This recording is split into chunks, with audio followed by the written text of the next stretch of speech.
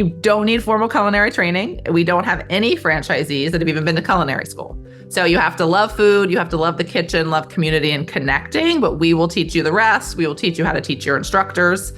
You'll have a great employee team who will be doing most of the teaching of the classes.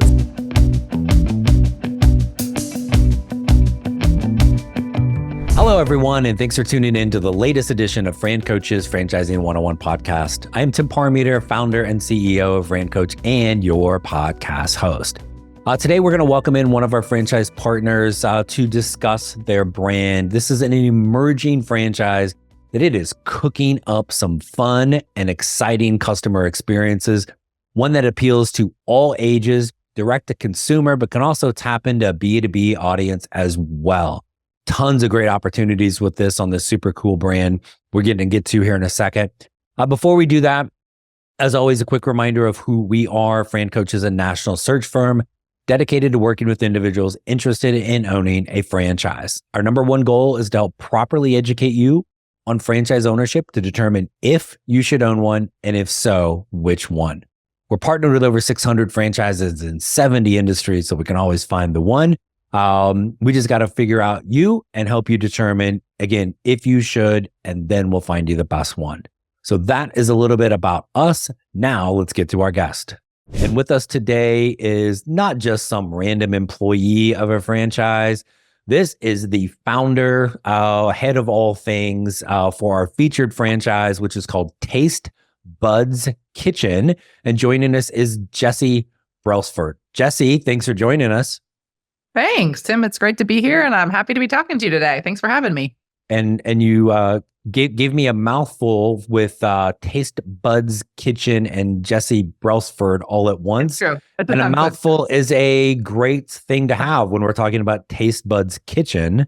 So definitely got a bunch of questions for you with that, and hope you're buckled up and ready. But I always say franchising is a people business. So I love hearing people's stories and how they got into franchising, and seeing a little bit of your background pre-franchising, totally different. So give us the Jessi scoop and how this all came about. All right, the Jessi scoop. It's a long story. 43 years, in fact. So let's see. I'm from Maryland, one of 23 first cousins. Was always the Pied Piper of the group, always loved kids. But I gravitated towards business. So I went to Harvard, majored in economics, swam Division I, went to work in finance, Wall Street. And my heart was kind of pulling me towards kids, towards the family. I had, at the time, 3 great-grandparents alive.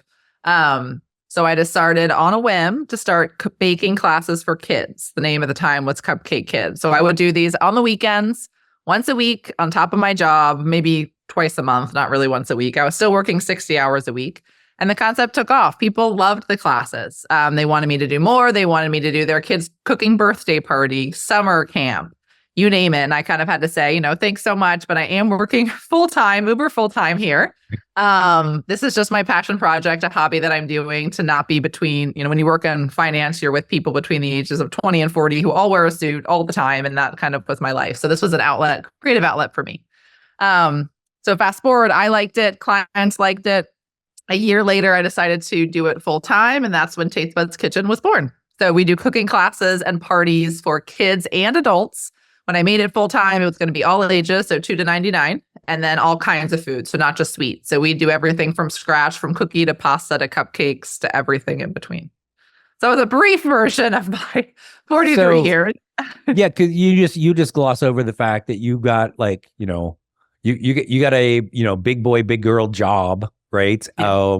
Right, and where probably making okay money doing this, and your whole kind of like pathway up to that was for that career path.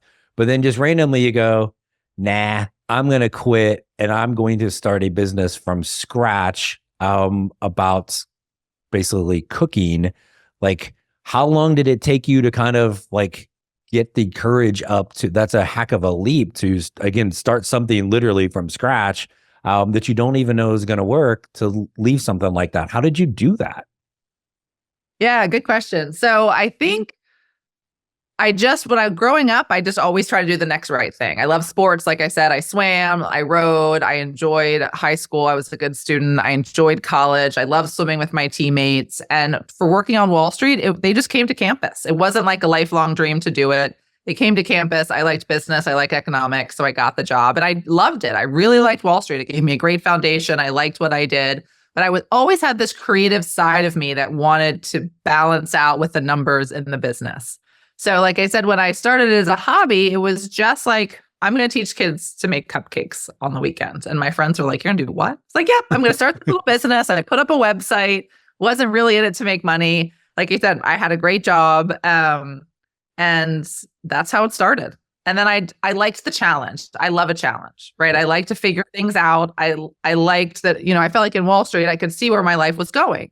I knew what hopefully keep working up the corporate ladder, and kind of you'd have to live in Manhattan, which is where I lived, which was a great place to live. But I just liked the creativity of it. And my grandparents, my grandparents and my parents always had businesses as a kid. It was on top of their corporate job. But always the dinner tables, they were talking about business. I just like the challenge. I like a challenge. And I felt like, hey, I could do this. I could figure this out. I'd always had in the back of my mind that I wanted to start a business, but never really knowing what it would be. And so it just kind of fell into me, really. I had the passion, started it, and I liked it. I did it while working on Wall Street for about a year, like I said, and that's when clients were really asking me for more than I could do. And at the time when I finally left, I think I was 26, so young. Didn't own a home, wasn't married. I was like, okay, this is the time to do this. I didn't have kids. We now have 3 little kids. So I just went for it. Like I like a challenge, and I like an adventure, and that's what I set out to do.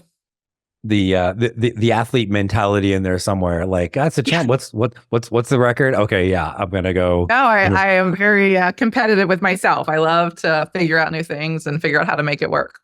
Love it. So now Taste Buds Kitchen is what we're calling it now, right? That's Kitchen. What the heck is Taste Buds Kitchen? Tell us from a consumer standpoint. We'll get into the owner side here in a moment. Sure. Yeah. So Taste Buds Kitchen, there are 17 of us. I just signed our 17th franchise agreement earlier this week. Nice. Kitchens all across the country. It's 2,000 square feet. You walk into this beautiful kitchen event space and you will cook your meal start to finish. So we do little kids classes where they're making spider donuts or cheesy quesadillas, and they can come with their parents, 2 to 8-year-olds. We'll do birthday parties after school on the weekend. We have battle cupcakes for the older kids. We have Pizza Perfections, our #1 bestseller for the younger kids. We do summer camp. We do school break camp. So that's all the kids side of it. And then on the adult side, we're BYOB. So bring your own beer or wine. And we're cooking date night classes, friends night, girls night out, 30-year-old siblings bringing their 60-year-old parents and cooking together in classes. And then we'll do a lot on the private event side with corporate events. So people who, instead of going out to dinner with your team, you're going to bring your team to us. So we're making handmade pasta, or we're doing sushi and dumplings, tasty Thai, delicious menus, all BYOB. So that's who we are. We don't sell food. We don't cater food. It's just a beautiful kitchen. When kids come in, their fingers are, twitching with excitement because it's beautiful, it's visual, it's bright, it's clean. It's not a heavy stainless steel commercial kitchen like you'd see in a restaurant or on, like a TV show. Right. And for adults, people's reaction is, oh my gosh, this is so organized. This is so clean. I want this to be my home kitchen. We're generally using residential style equipment in the kitchen, which is what you see. And then we have a behind the scenes back of house. But it's a really fun place to be. Lots of smiles, lots of creativity, creating everything we make entirely from scratch. Wow. Okay. So I'm trying to get the visual of this. So at any one time in there, kind of how many people would be in kind of a class, we're calling it, correct? Yeah. So on the public side, we have classes. We put it up on the class calendar and you can register in advance to come. On the private side, you book the kitchen just for you and your group. We do groups as small as 2 or 3 for private lessons, and we do corporate team building events anywhere from 36 to 48, depending on the size of the kitchen. So we do big groups.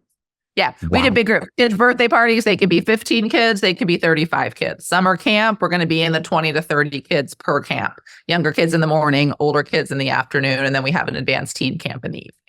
So we say kitchen with, let's say maybe there's 20 people. Are we all like sitting there, like hovering around one little stove and oven? Yeah. And then everybody has That's kind of how their we role. really figured this out. Yeah, this is awesome. So I'm 6'1", my husband's 6'5". We're very tall. As I said, we have 3 young human, twin 3.5-year-olds, boy and a girl, and a 6-year-old boy. So we've got our hands full with real people at home. Yeah. But our tables adjust. So we have low heights for the little kids, and then we have high heights for the older teens and adults. And every table is its own workstation. So you're going to work with a group within the big kitchen. So let's say it's an adult class. We have 16 people. We'll have 4 tables of 4 cooking. So you're coming up to the front, you're learning the recipe, you're learning the tips and tricks, something fun, how to hold a knife, how to not cry when you cut an onion, right? These really fun things that you're gleaning. Half the people there love cooking, half the people don't love cooking. They're sipping on their wine and just having a fun night. Same thing as if you went out to dinner, right? And then you go back to your table, you'll cut up your onions, you'll saute your oven. So every table is making everything entirely from scratch, but all steps in the process. Gotcha. So we're all kind of like picking our course of the meal that we're in charge of and kind of working together. Well, everyone does everything.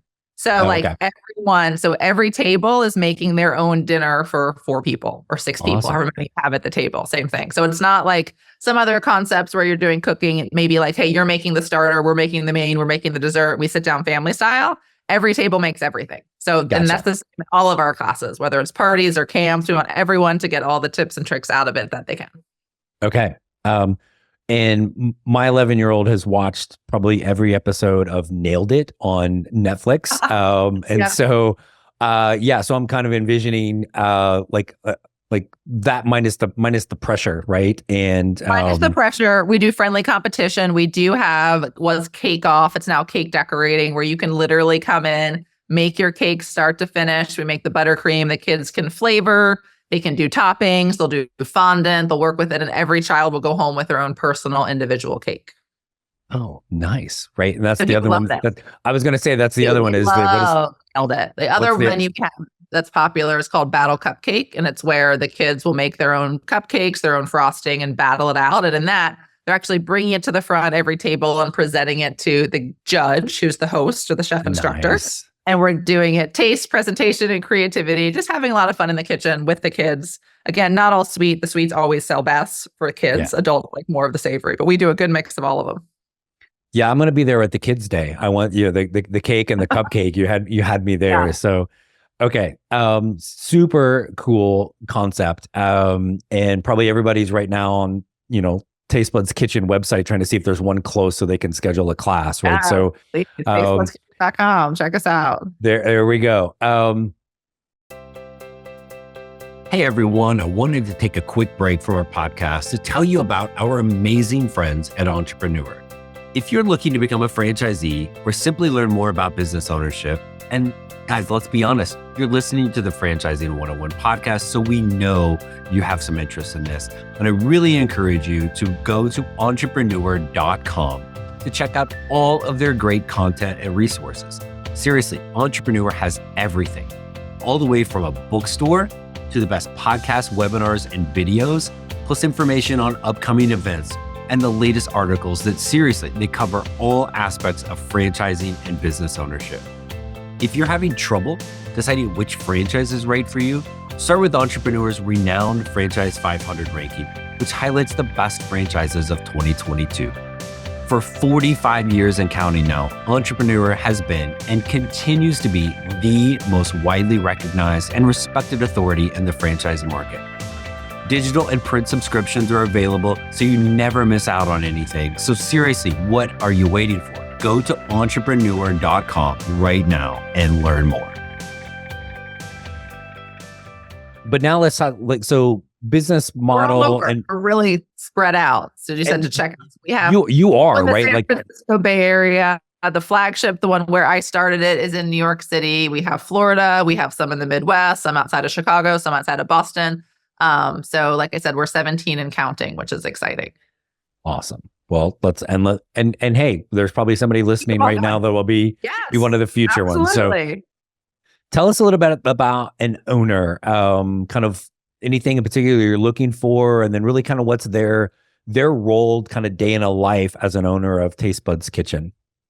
Yes. So it's a fun business to run, first off. So the primary franchise target for us is people who are in a corporate job, in a good job, but just want something different, right? Like know how to, good thinkers, want to run a business, want to be engaged in this, but typically have kids, typically want to be more involved in their community. Maybe they're traveling for work, not home as much as they would like, and really want a opportunity to put down roots where they are. They may have lived there for a really long time. They may have lived there for just a few years, but someone that wants to grow in that way. Got a lot of husband-wife teams. Certainly doesn't have to be, but a lot of husband-wife teams of people who are excited to try something new. Don't want to open a restaurant, don't want to open a school or a daycare. Maybe hadn't even heard about us, like you said, until you would share the concept with them. But this concept resonates with a lot of people who want to try, a different way of living, which I think is really great. What's a Jeff? I'll say that. Everyone right. asks. You don't need formal culinary training. We don't have any franchisees that have even been to culinary school. So you have to love food, you have to love the kitchen, love community and connecting, but we will teach you the rest. We will teach you how to teach your instructors. You'll have a great employee team who will be doing most of the teaching of the classes. Gotcha. What's a time commitment? Is this something, are you looking for owners to really jump in full time? Are we open to something more semi-absentee as well? What's that look like? Yeah, we are looking for franchisees to jump in full time. We do have some that do it on top of a other part-time job, but I think it would be tricky, at least at first, to do it on top of a full-time job. You will have a general manager. You'll have a full-time general manager who you will hire. You will bring with them to training with you. So we'll train both of you, typically husband-wife teams, and that general manager will come to you for grand opening training. We'll support you. That first 6 to 12 months is a steep learning curve as you're going through every season for the first time, every summer camp season, every gingerbread holiday season. And then you kind of will get it down. Your GM will grow into the role. And usually that's when people will go on to open their second kitchen, right? And then continue with their third kitchen. Opening one is great. We are looking for people that want to open 2 or 3 in time, have little mini TBK empires of their own. But it is a good effort to run it the way it can be run and to make it as big of a business as it can be. It takes some definitely time. Yes. And what we've talked about, the owner, a GM, and then we've got instructors. I don't know, maybe the GM can be an instructor once in a while, but what are we really looking for staff-wise to kind of start off? When you open, so it'll be you and your GM. They're your key employee, and GM is a little bit misleading of a title because they will be your primary instructor. When you open, they're going to be hosting, which is what we call instructing, 50 to 75% of the time, right? They're going to be going to the grocery store. They're going to be hiring the assistants. They're going to be making sure the kitchen is clean. And then on top of that, you'll need a few assistants. They're the ones that help at the events. Usually we're staffing 6 to 1. So if you have 12 people, you have your GM and then you'll have an assistant. So usually a small team of assistants, 2 to 3. It'll depend on how many hours a week they're available. I always prefer fewer people who have more availability. So you're building a really good small team with close to full-time efforts. But that's the team. And then you will also, depending on how busy it is when you open, we have people who have also opened with a second instructor. So you have your GM that does most of your instructing and then a second instructor to do, nights or weekends. So it's not too long of a Saturday, particularly for the general manager. Yeah. Do you, maybe this doesn't happen, but I would envision you're getting people that are coming in essentially as customers and then looking around and going, hey, I could use a part-time job. This looks fun, right? Yeah. We have a lot of moms who maybe say their kids are in school during the day and they want to do something then, or we have, people who are in school who want to do it on top of it. Very common for your clients to want to help and want to get involved when they find that it's really fun for not only them, but for their kids. Right. And so part of that, when you talk about back to the owner and that full-time effort, yes, we have the classes, but we have to build the classes, right? So I'm guessing they're also need to be very active in the community, trying to create the awareness, make some connections to again, kind of help. In addition to the marketing that's being done, how important is that for an owner to be out in the community? I think community marketing is a huge piece of it. So you kind of take a step back with who's doing what. We have all the recipes, the content, we know how to run the business. We have the website, all of the vendors, all of the support for that. And then we're going to launch the paid campaign for your advertising. But that community marketing piece is nothing can replace you meeting your client, right? Yeah. You being at the event, doing a cupcake decorating station at the park, or being at the Bachelorette Expo in town promoting TBK. So we've got a whole lineup of community marketing activities that are often very successful for franchisees. And we'll coach you on how to do that, how to give your elevator pitch, how to get out there and meet your community. And it's like, corporate events are really big for us. So there's corporate events all over. The dentist in the plaza next to you, right? The chiropractor on the corner. There's definitely a lot of things that nothing, like you said, they may see an ad or they may see a brochure, but meeting the owner or your GM face to face will be a really important part of grand opening.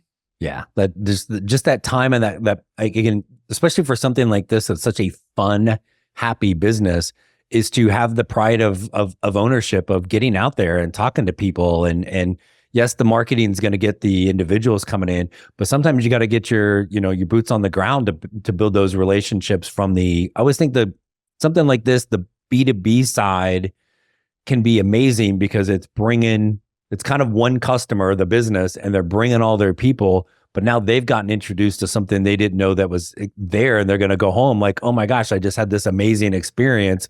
We need to go. We need to bring our kids, whatever. So that's got to be just a huge kind of like marketing side of things for taste bud owners, is to really get those corporate events, right? Definitely. And it's a lifestyle business in that way, is you come for a corporate event and then you bring your spouse for a date night, and you bring your 8-year-old to summer camp, and your 12-year-old does the birthday party. So families, we call them loyals. We're trying to create loyals. We want people to come here 2 to 4 times a year, experience what we offer, come every season, come every quarter. And you're absolutely right. Gotcha. And so you mentioned this early, but I always want to come back to it. So I could be an owner of Taste Buds, even though my culinary skills is, let's see, this morning for breakfast, I put a couple of waffles in the toaster and some sausage links in the microwave for my kid. Right. Nice. Like, perfect. Yeah. That's it. I'll probably have a peanut butter and jelly sandwich later for lunch.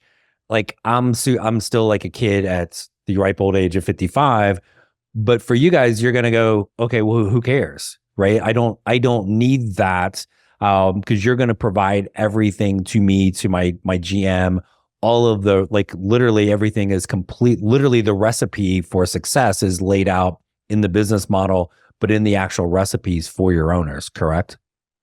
Yes, I would say that's correct. I would say a passion for cooking is important. So if you like to cook, absolutely, we're fine. If you don't like to cook, then it's going to be someone in the ownership team should have a passion for this, because yes, your GM is going to love to. But yes, you don't have to be taught from your grandma since you were 5. You don't have to have been to culinary school. You don't even have to have a recipe that you know and love and are really fancy doing, because we have all the recipes. We know what is marketable to clients. We know what's executable in the kitchen. We try to make them really doable, really fun for clients, give you flexibility in the environment. So yes, with your background, I would not be concerned. As long as you had a passion for the kitchen, we could make this happen.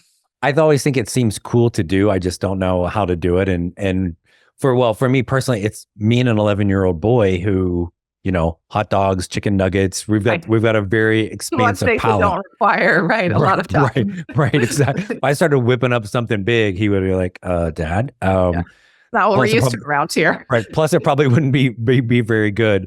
Do you get owners that say, "Okay, I love all the things that you have and the recipes, but I don't know, Jessi, like my grandmother, she made this amazing blah blah blah. Can we do this in my Taste Buds kitchen?" Yeah, for sure. We do. And so we have a lot. So we have, last count, almost 300 recipes. So I think you'll find, we have a lot. Different kinds of cuisine. We are nut free. So no nuts or nut flours or nut oils in our kitchen, just due to nut allergies, especially in children. And then we have menus that are gluten free or dairy free. So we do cater to a lot. But we always are open to ideas. So we have submission forms. We have franchisees who've been involved in creating some of the menus that we run today. We'll have a testing process. There's definitely ways to give your creative ideas. And hopefully they could be adopted by everyone. Very cool. Love it. Talk a little bit from a franchisor support on, so we get the marketing. I got to get out. I got to be a proud owner. I got to talk. I got to build my team, fun environment. You're going to give me all the recipes. Don't mess it up. Right. But geez, Jessi, I need a physical location. I've never found real estate for my own. I've never even owned a business. How could I possibly find my own real estate and get that all set up? Walk us through some of the many, many ways that you're going to help owners find that thing and get it all open, ready for business. Yeah, great question. So for brick and mortar, we're pretty fast. So we're 8 to 12 months from signing till opening, which is great. Okay. And our space is 2,000 square feet. So my husband, who's my partner in the business, he's an architect and did commercial real estate in New York City. So I started Taste Buds Kitchen before we met. I ran it for 5 years, building the business, and then we franchised. And that's when he left his job, came and joined Taste Buds Kitchen full time. So he's been doing that for 10 years now. So he's incredibly helpful. All of our current owners have a female in the ownership team. So a lot of husband-wife teams say so. We're currently 100% female owned. I'm sure that will change at some point. But he and we work with CBRE, our real estate partner, will guide you through the whole site selection process. So you sign your franchise agreement. We have an onboarding kickoff call within the next business day or two, and then you'll have your kickoff call with our real estate brokers. And they'll be pairing the national broker, the local broker. They're going to give you a PDF with all the locations in your search area that would work. You're going to review them. You're going to see what you like, what you don't like, what's close to you. And then you're going to go out and see the spaces as quickly as possible. And I'm assuring you in all markets, we have these spaces in line. Yes. You can do standalone. We have a lot of fun facility options, but it's an attainable space. It's readily available. And then we have all the schematics to build it. We have an architect that we work with that's going to design everyone's location. And then contractors will work with you to find a contractor locally. So you don't need to be intimidated if you have not been through it. We've been through it 17 times now. And in our New York City kitchen, we did like 3 different expansions to take over. We have 2 kitchens in one facility, which is where I started it. So I have full confidence in that part of the process. We even have everything from a spreadsheet of everything you'll have to buy for the kitchen, a link to buy it and how many, and all of that's in part of our item 7. And one of the things people don't realize about kind of the commercial real estate side for a franchise is, somebody might hear that and go, well, you've only been through it 17 times and only in those 17 locations. What do you know about my area? Because my area is so unique, which says everyone about where they are. But you're talking about partnering with CBRE, and people may not know what that is until you start driving around looking at strip malls. I don't care where you live, you will see a strip mall and you will see the letter CBRE. Yes. They know where you live. Like they know what you're wearing today. They know the areas. So this is by far not their first millionth rodeo of doing this. So having that national presence wherever you're putting somebody, I always tell people real estate, don't argue with their real estate team. They're smarter than you. Just smile and nod. If they tell you to go do something and look at something, go look at it as fast as you can, and then do what they say. I think it's one of the biggest areas people can mess up even before you're open is because you think you're smarter than people that do this for a living. So love all that support. That's great. And we listen to our franchisees as well, right? We want to be within 30 minutes of where you live. We want this to be accessible to you. But in your market, you're exactly right. Our partner is going to know where are the plazas, where everyone's going, right? Where is the right way for traffic? And our franchisees have great input. So it's very much a collaborative process, but we feel confident in any market because we have that national presence and the local representative and the franchisee. We're going to end up on a great location. And that we have a guarantee that we won't approve a site that we ourselves wouldn't open. So we want to make sure that we think it has every chance of, opportunity for success as if we were doing it ourselves. Love it. Because you kind of are, right? Again, that's what it really should be, that partnership. So sure. I love it. One last thing I want to ask you, and I'll let you go. And thank you so much for all of your time today talking about Taste Buds Kitchen. Of course. So I can talk about it all day long. I kind of figured maybe just a little passion behind that. So what are we missing, right? Is there anything that we've not talked about today about Taste Buds Kitchen that you really want to make sure we know that we haven't talked about yet? One question I commonly get is what percentage of the business is kids versus what percentage is adults? So generally it's going to be about 35 to 40% adults and then 65 to 60% kids. Although in some of the more metropolitan markets, you'll see it more like a 50-50. So I get that question a lot. And then also, people who are nervous to run restaurants, I think this is a great opportunity because it doesn't have the hours of a restaurant. It doesn't have the food costs of a restaurant. It's fewer employees. It's more profitable, generally community driven. So we definitely have franchising them in our current, ownership structure that they were thinking about that and it just seemed like too much for them. So I think that's like a good means of comparison because we're not selling food. Our food costs are not what a restaurant is, and it's educational and it's fun. So those are two common questions. No, I just think it's a fun business, really. So we're looking for engaged owners, people that want to open a franchise and want to do something different and have a good market to support it.